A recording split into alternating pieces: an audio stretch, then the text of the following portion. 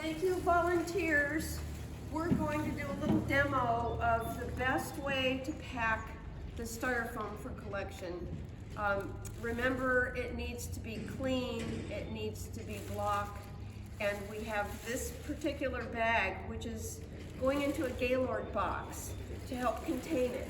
So it comes off of a roll.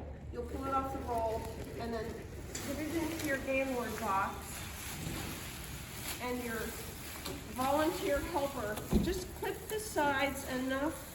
It should be able to clip on the top of your box. Today we're just clipping here for demonstration, and you'll take it from there. So the first thing I want to show you is what we can't collect. You'll also have a clicker to count, and we'll talk about that in a minute. But the first thing I want to demonstrate is the kind of thing that can't go into our bags until you take off the tags and check for several of them.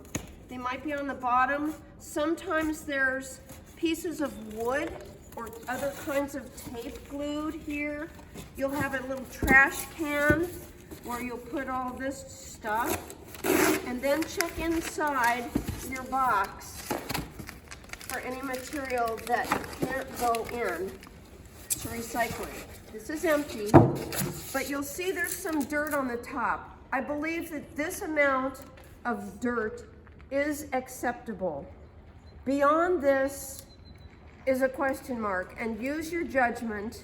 It shouldn't be embedded dirt, it shouldn't be gooey, it shouldn't be anything that can contaminate.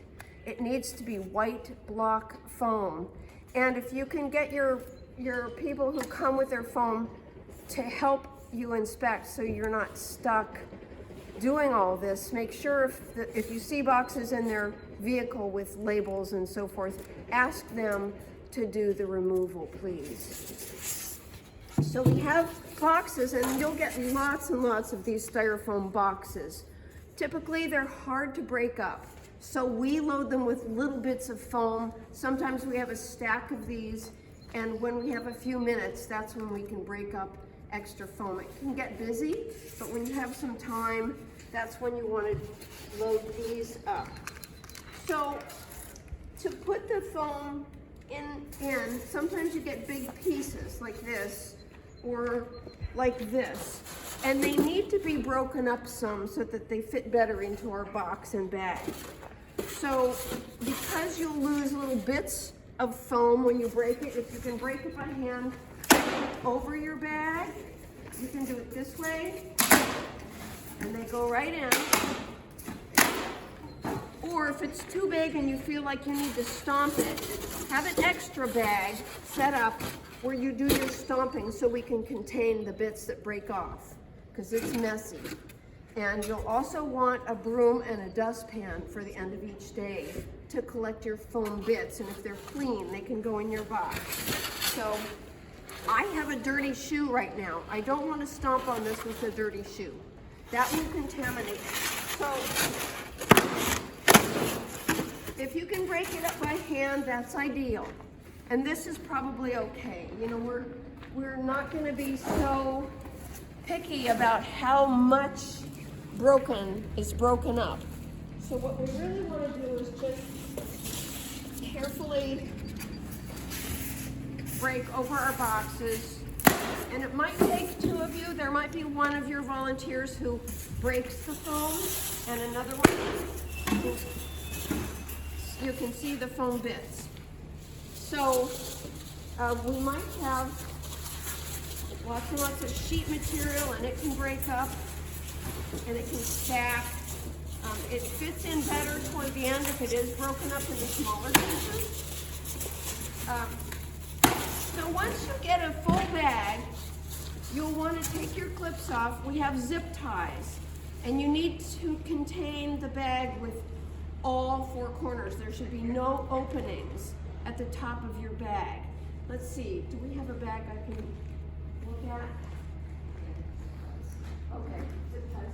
You'll also get long like this, and people bring their foam in bags, and before they leave you with all these black bags or boxes or whatever, please ask them to take it out. Maybe you'll have a storage spot. You don't want to be stuck with all their bags and boxes at the end of the time, because you'll have to deal with that. And maybe it's easy enough if you want to put those in the trash or give them back to the people.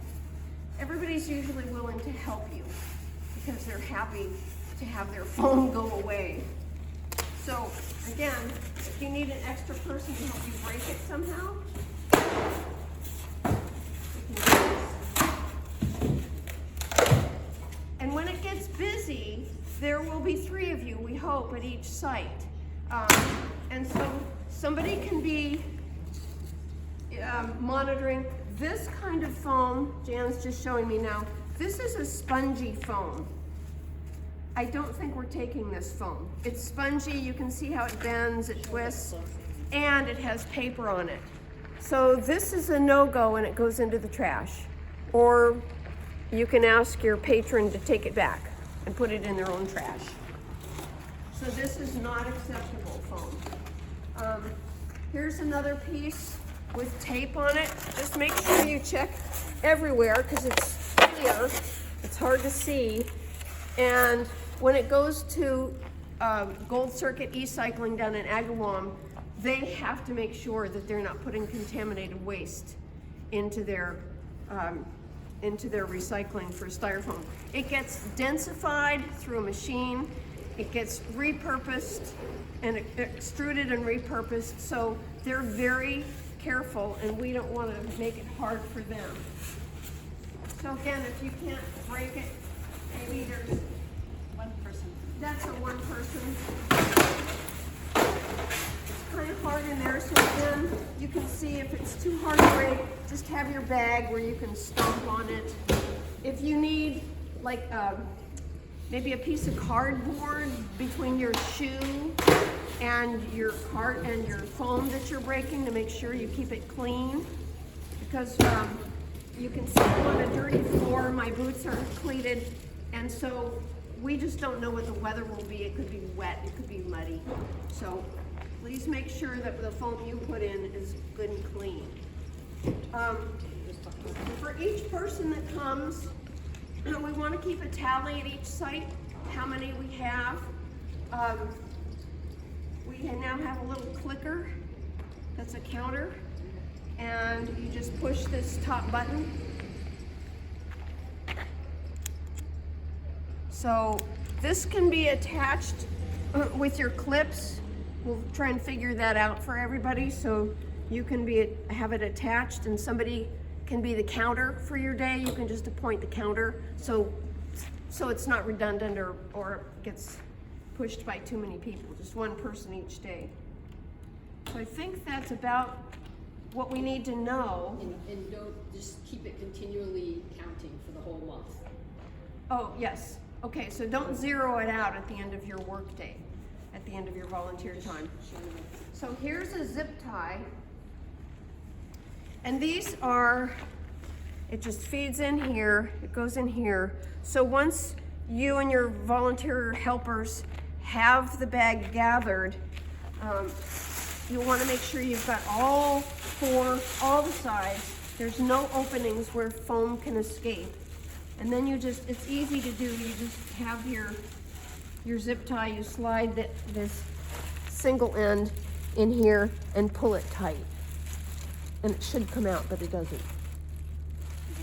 Oh yeah, there's a little catch on it. Okay, so that'll help keep the foam contained. Once you have a full bag, just take it to the back of your My Box, load it as compact as you can, and it's kind of hard to get it up high, but the bags are light. You can toss them with 2 people. You just keep pushing it up to the top. At the last week, when you might have your Gaylord box inside your My Box, if there isn't room for it, you'll have to find a good spot right outside the box to load your last foam. We have had full trucks every time, so when you get to the very end and you can't stuff another bag in there, we're done. I think we're done. Is that right? I think we have to tell patrons who come, we're sorry, maybe we need a sign. I don't know how we want to handle that. We'll figure that out. And I guess that's it. Thank you, everybody. Thanks.